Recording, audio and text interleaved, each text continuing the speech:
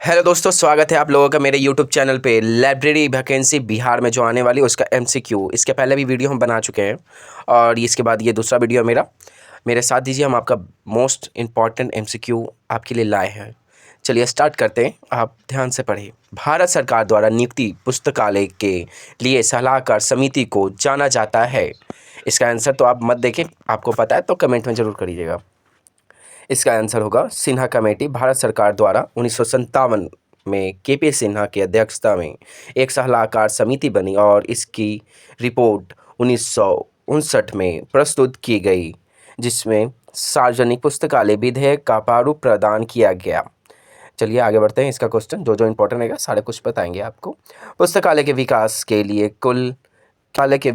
के लिए कुल कॉलेज बजट का 10% खर्च करने की सिफारिश करने वाला आयोग कौन था भाई? तो कोठारी समिति था, कोठारी आयोग था।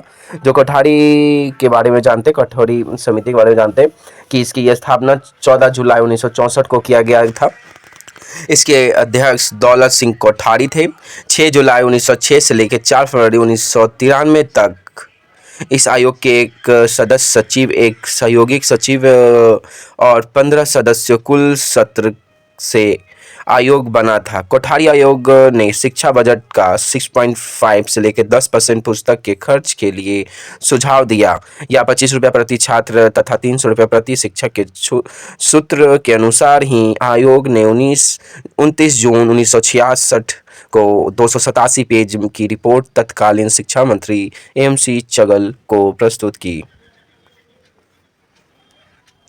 भारत में राधा कृष्ण कमीशन की स्थापना किस के विकास हेतु किया गया? ये वेरी इंपॉर्टेंट है दोस्तों। इसका विकास यूनिवर्सिटी विश्वविद्यालय शिक्षा के लिए किया गया था। राधा कृष्ण आयोग 1948 में आया था। यह शैक्षणिक पुस्तकालय से संबंधित है। इसमें यूनिवर्सिटी बजट का 6.5 पुस्तकालय के लिए खर्च करने का सुझाव दिया तथा कॉलेज लाइब्रेरी के लिए कॉलेज बजट 6% की पेशकश की है तथा महाविद्यालय के लिए 100 रुपये प्रति शिक्षक और 40 रुपये प्रति विद्यार्थी के सूत्र के अनुसार की है। चलिए आगे। नेशनल लाइब्रेरी राष्ट्रीय ज्ञान आयोग NKC का गठन किस वर्ष में हुआ था? इसका आंसर 2005 में होगा। राष्ट्रीय ज्ञान उपयोग का गठन 13 जून 2005 को प्रधानमंत्री डॉक्टर मनमोहन सिंह द्वारा की अध्यक्षता में किया गया। इसका बारे में आगे बढ़ते हैं। सैम पिजोदा का जन्म 4 मई 1942 को टिटलागढ़ उड़ीसा में हुआ था। भारत सरकार द्वारा नियुक्ति एडवाइजरी कमेटी फॉर लाइब्रेरी का चेयरमैन कौन था?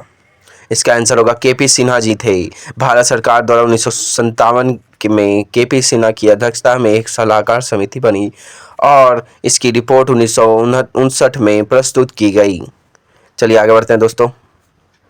National college commission report to the national 2006 से 2009 की पुस्तक के बारे में निम्नलिखित में से कौन सा अनुशासन नहीं है? इसका आंसर होगा दोस्तों राष्ट्रीय ज्ञान आयोग का गठन 13 जून 2005 को डॉक्टर मनमोहन सिंह द्वारा सैम पित्रोदा की अध्यक्षता में किया गया।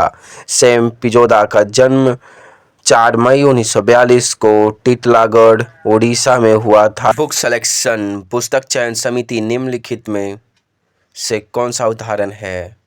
अस्थायी समिति स्टैंडर्ड कमेटी। विश्वविद्यालय पुस्तकालय में ग्रंथ चयन बुक सिलेक्शन अस्थायी समिति के द्वारा किया जाता है। ग्रंथ चयन के 2 कारक है। ड्यूरी के अनुसार पुस्तक चयन। ड्यूरी ने 1930 में ALA द्वारा प्रकाशित अपनी पुस्तक बुक सिलेक्शन में अपने सिद्धांतों का वर्णन किया। इस सिद्धांत के अनुसार यूजर द्वारा मांगे जाने पर चयनित सामग्री को अविलंब प्राप्त करवाया जाना चाहिए। चलिए आगे बढ़ते हैं दोस्तों।